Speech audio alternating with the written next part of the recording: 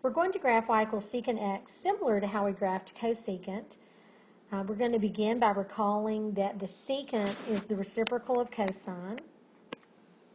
So we're going to start out by graphing our cosine graph.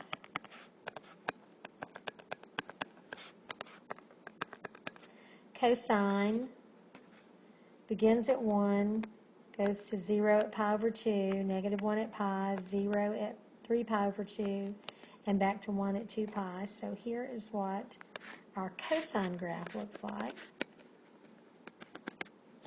So our secant graph, wherever the cosine equals 0, the reciprocal of 0 is undefined. That means that where a cosine graph is equal to 0, the secant graph will have an asymptote. So we're going to draw those in, and those are going to be the guides for our graph. And then where the cosine graph has a maximum value, the secant graph is going to have a minimum value.